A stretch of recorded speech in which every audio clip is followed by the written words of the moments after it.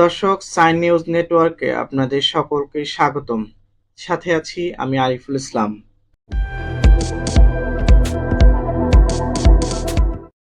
চোখের পলকে হারিয়ে গেল ছোট্ট এক নিষ্পাপ প্রাণ।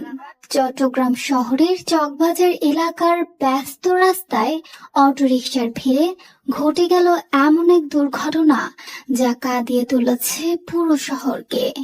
18 এপ্রিল শুক্রবার রাতে মা ও দাদির কোলে ব্যাটারি চালিত রিকশায় বাড়ি ফিরছিল 6 মাসের সেহরিশ। হঠাৎ রিকশাটির নিয়ন্ত্রণ হারিয়ে সোজা গিয়ে পড়ে পাশের হিজলা খালের ময়লা আবর্জনায় পরিপূর্ণ পানিতে।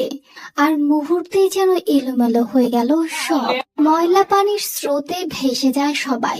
স্থানীয়রা চালককে দ্রুত তুলে আনলেও পানির নিচে হারিয়ে যায় মা ও দাদি। আশ্চর্য হলেও সত্য, কিছুক্ষণ পর ব্রিজের নিচে পাইপে আটকে থাকা অবস্থায় সিটি কর্পোরেশনের কর্মীদের সহায়তায় তাদের জীবিত উদ্ধার করা গেলেও কোলে থাকা শিশু সেহরিশকে খুঁজে পাওয়া যাচ্ছিল না কোথাও। এরপর শুরু হয় রাতভর উদ্ধার অভিযান।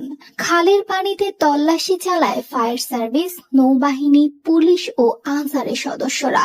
এরপর সময় গড়ায় ভোর হয়, সূর্য ওঠে, তবুও মিলছে না সেহরিশের খোঁজ। অবশেষে 19 এপ্রিল শনিবার সকাল 10টায় দুর্ঘটনার স্থান থেকে প্রায় 2 কিলোমিটার দূরে নিজেদের বাড়ির কাছাকাছি চাঁদতাই খালে ভেসে থাকতে দেখা যায় ছোট্ট সেই দেহটাকে। নিথর স্তব্ধ সেই দেহ। স্থানীয়রা প্রথমে দেখতে পান শিশুটির লাশ, তারপর উদ্ধার করে নিয়ে আসা হয় পরিবারের কাছে।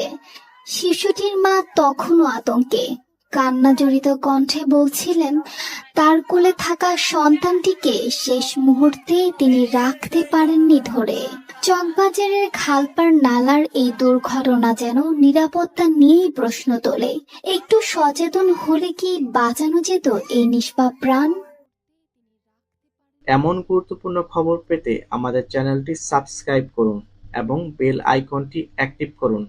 আজকের মতো এখানেই শেষ করছি। ভালো থাকুন, সুস্থ থাকুন। আল্লাহ হাফেজ।